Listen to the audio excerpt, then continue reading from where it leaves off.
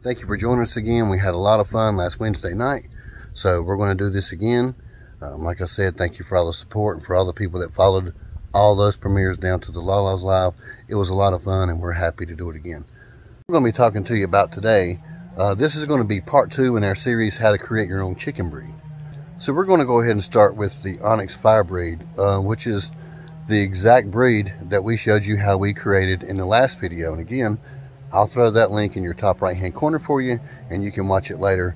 If you haven't watched it, you're probably going to need to before you watch this one.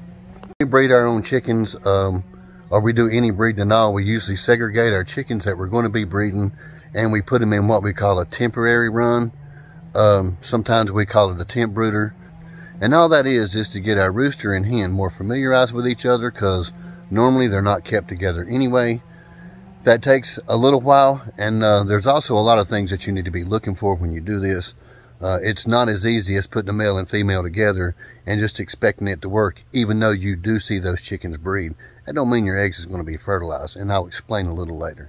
So come on guys, let's go ahead and show you what the Onyx Fire looks like now, and I'll show you the quick little structure of what our breeding run is, and then we'll go from there. I'm standing in our temporary breeding coop now. Right behind us, it's actually pretty strong for it to be such a quick job, but we staked down some 5-gauge dog wire or goat fence, and the next thing we'll do is we'll throw some wire up on the top so it'll support some tarps.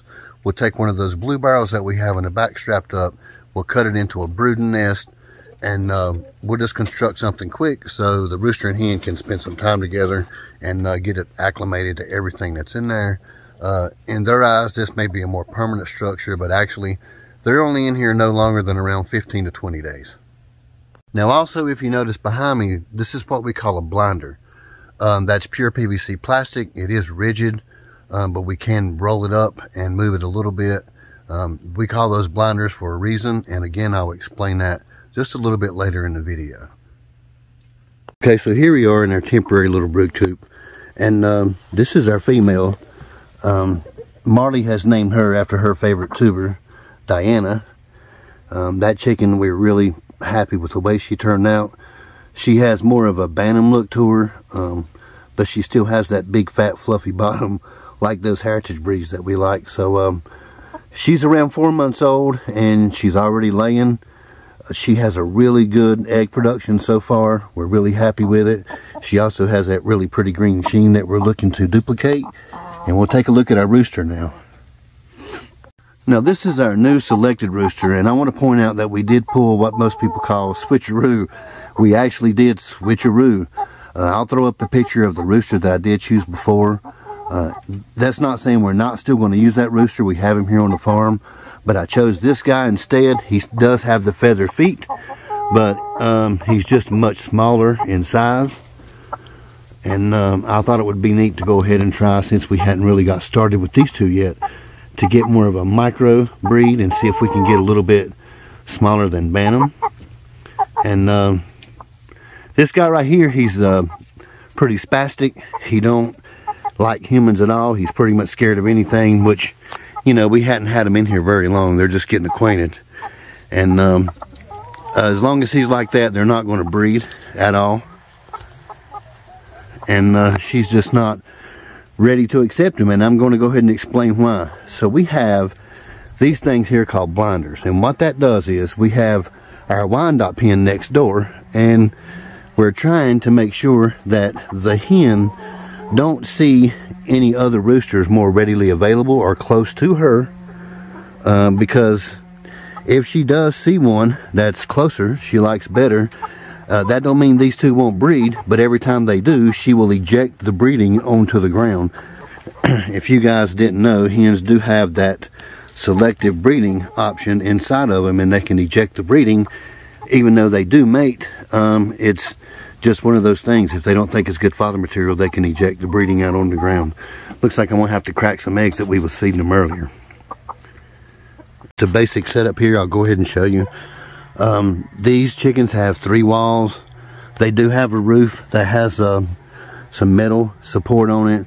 We had just a really temporary quick water, and we have this nest here that we make out of those big 50-gallon plastic drums. We have our Silky. As you can see, she's more than willing to keep our eggs warm. The reason why we have Silky in here is because, like I said, I do want her to keep our eggs warm, but we're hitting winter. It's December here, and we have some pretty cold nights. If we're going to hatch our eggs, we don't like them to get anywhere under 55 degrees. And Silky's out here to keep them warm. That way, if they're left out here in the cold, and this lady here ain't going to sit on them anyway, and the eggs would just get too cold for us, and it just decreases your hatch rate when your eggs fall below 55 degrees Fahrenheit. Now let me go ahead and pause and just explain a little bit further on what I'm talking about with both of these chickens laying and setting. So Diana, our new hen, has just been laying, I don't know, maybe a few weeks. And we haven't collected any eggs off of her yet, but usually hens that are new really aren't concentrated yet on setting. It takes a little time. A lot of people think the more eggs you get, hens can count and will go brooding. That is true. They will get up to a certain number and set on the eggs, but however, new moms aren't really interested in setting at all. Silky here, we call her our incubating chicken. She stopped laying. She hasn't been laying pretty much any this summer. She's been with us for about 3 years or more. She don't lay any at all, so she likes to go broody whenever she sees eggs. Now, we don't forget our eggs. That's not what Silky's there for. But what does happen is, like I said, it gets pretty cold here at nighttime, and new moms usually won't sit on the eggs at all to keep them warm. They'll lay them and just leave them alone. Silky will sit on them 24/7, and while we don't really mind them getting up to her temperature for incubating, we do not want the eggs, like I said, to get anywhere below 55 degrees, and she'll just sit on them constantly. As soon as this chicken lays, Diana lays, and Silky's just going to jump right on the eggs and sit on them the whole time. So usually, normally, new moms don't want to sit, and if you have a setting hen in a coop that's not laying eggs, she'll sit on the other hen's eggs and get really fussy and ready to fight. The broody hen will take over pretty much any eggs and not let the natural mom get on them. So now that we're on the subject of eggs, let's go ahead and show you the difference between Diana's eggs and our Cochin Bantam eggs to a regular Heritage breed egg to our Midas Gold Layers breed. So, as we said earlier when we first started this breed, that we figured this breed here that we're starting, the Onyx Fire Breed, would have a hybrid-sized egg just like their hybrid-sized bodies. The egg should be crossed somewhere between a Heritage breed and a Bantam egg, which is exactly what that hen is. So, if you'll notice the 3 small eggs on the left, Diana's egg is actually in the middle.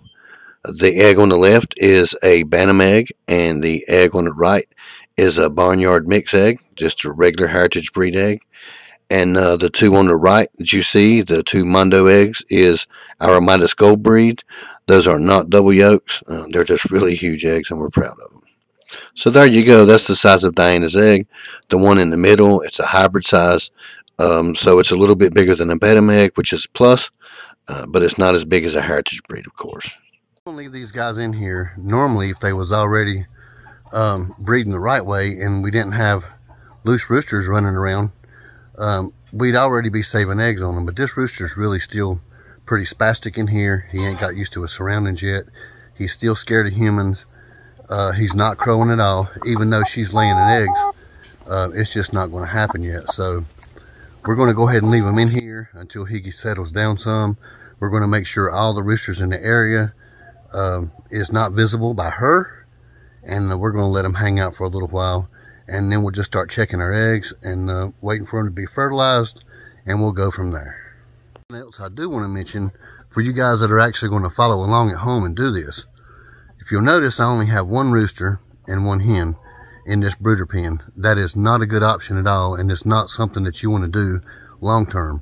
1 breeding from a rooster and a hen, just 1, will last usually between 10 and 15 eggs. So we're not going to leave him in here long. We're going to leave him in here long enough to make sure our eggs are fertilized. He may be in here once they start breeding in 5 days, but then he'll be gone and she'll stay in here. And then when we're ready to collect more eggs, we'll count them and we'll put him back in here and make sure that our next clutch that we get off of her is going to be fertilized. So we'll collect eggs from her for somewhere around 2 weeks, depending on how many we want. We probably won't go that long this time, but we can collect up eggs from her up to 2 weeks. and only have him in this pen for a matter of 3 days the whole time. If you leave one rooster and one hen together, she's going to start losing feathers in her back. You guys know all about saddle rides. We have to buy saddles sometimes just for that. It's just really not a good idea. You need more hens for one rooster. So make sure you do that selective breeding, count your days, and don't leave your rooster with your hen the whole time. You guys have no idea what a fertilized egg looks like. And believe me, a lot of folks still don't, even though they believe they do. I'll put a link up in your top right hand corner. We also did a video and demonstration on that. Watch that video and you'll know exactly when to start collecting your eggs, because you'll know what to look for with that little bullseye. Okay folks, I want to thank you for watching the video and sticking with us all the way to the end. And y'all don't forget that we also have, right after this video, we're going to have Jewel Small Gardening, and then we'll roll over to the Lala Farm. So again, thank you guys. We had fun last time, and I'm sure it's going to be just as fun tonight. And as always, we'll do our best to see you again in the future.